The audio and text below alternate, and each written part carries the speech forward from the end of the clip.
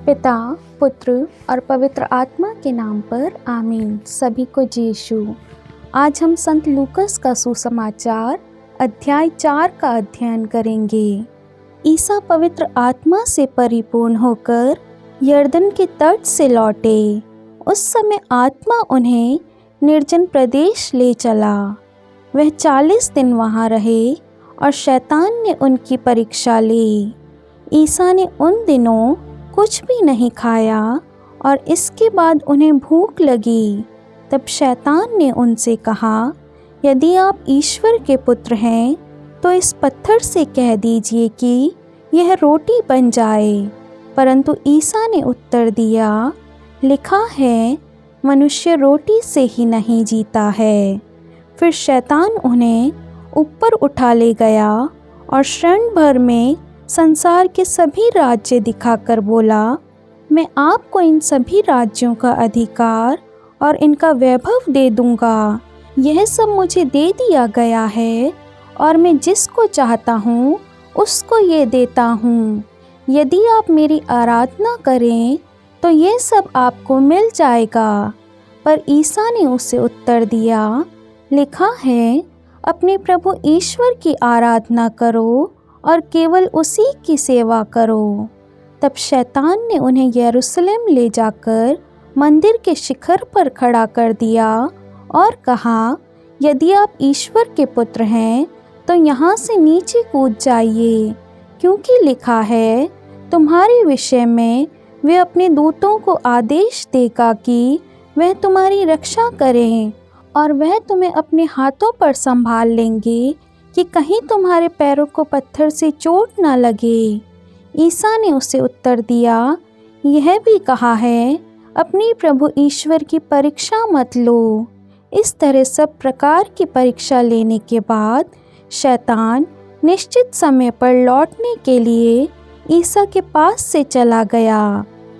आत्मा के सामर्थ्य से संपन्न होकर ईसा गलीलिया लौटे और उनकी ख्याति सारे प्रदेश में फैल गई। वह उनके सभागृहों में शिक्षा दिया करते और सब उनकी प्रशंसा करते थे। ईसा नासरत आए, जहां उनका पालन पोषण हुआ था।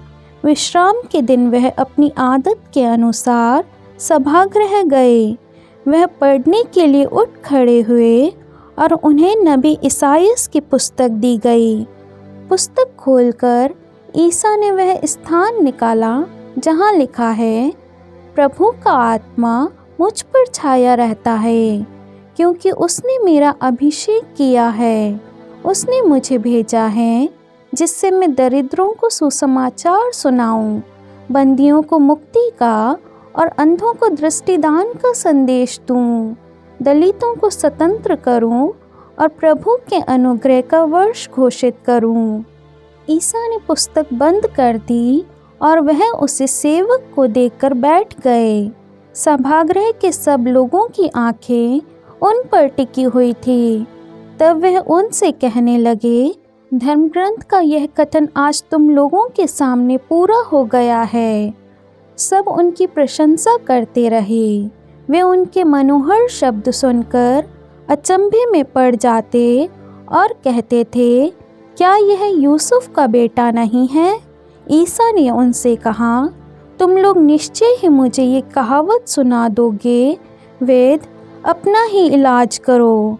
कफरनाहुम में जो कुछ हुआ है हमने उसके बारे में सुना है। वह सब अपनी मातृभूमि में भी कर दिखाइए। फिर ईसा ने कहा, मैं तुमसे ये कहता हूँ, अपनी मातृभूमि में नबी का स्वागत नहीं होता।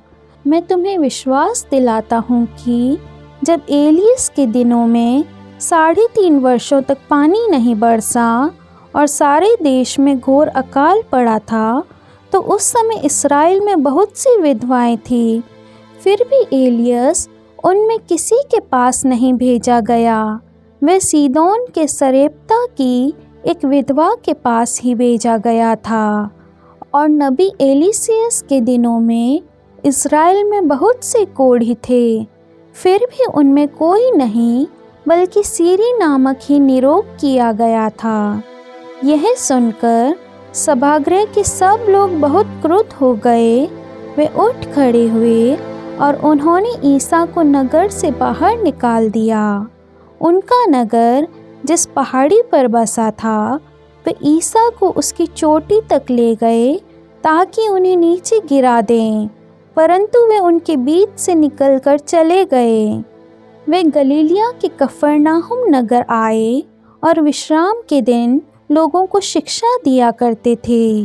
लोग उनकी शिक्षा सुनकर अचंभे में पड़ जाते थे, क्योंकि वे अधिकार के साथ बोलते थे। सभागृह में एक मनुष्य था जो अशुद्ध आत्मा के वश में था। वे ऊंचे स्वर से चिल्ला उठा, ईसा नाज़री, हमसे आपको क्या आप हमारा सर्वनाश करने आए हैं? मैं जानता हूँ कि आप कौन हैं, ईश्वर के भेजे हुए परम पावन पुरुष।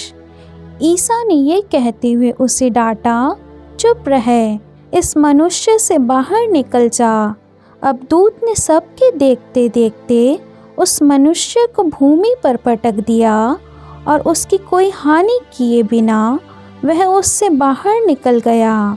सब विस्मित हो गए और आपस में कहते रहे, यह क्या बात है?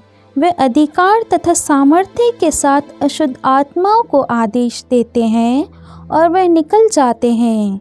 इसके बाद ईसा की चर्चा उस प्रदेश के कोने कोने में फैल गई। वे सभागृह से निकलकर सीमोन के घर गए। सीमोन की सास तेज बुखार में पड़ी हुई थी और लोगों ने उसके लिए उनसे प्रार्थना की। ईसा ने उसके पास जाकर बुखार को डांटा और बुखार जाता रहा। वह उसी क्षण उठकर उन लोगों की सेवा सत्कार में लग गई।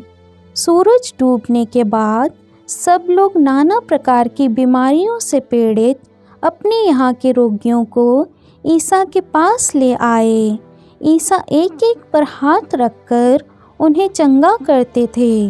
अब दूत बहुत में से यह चिल्लाते हुए निकलते थे, आप ईश्वर के पुत्र हैं, परंतु वे उनको डांटते और बोलने से रोकते थे, क्योंकि अब दूत जानते थे कि वह मसीह हैं।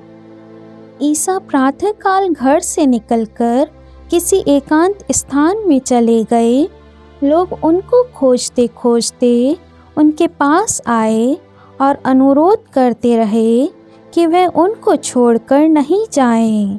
किंतु उन्होंने उत्तर दिया, मुझे दूसरे नगरों को भी ईश्वर के राज्य का सुसमाचार सुनाना है। मैं इसलिए भेजा गया हूँ। और वे यहूदिया के सभागृहों में उपदेश देते रहे। यह ईश्वर की वाणी है। ईश्वर को धन्यवाद।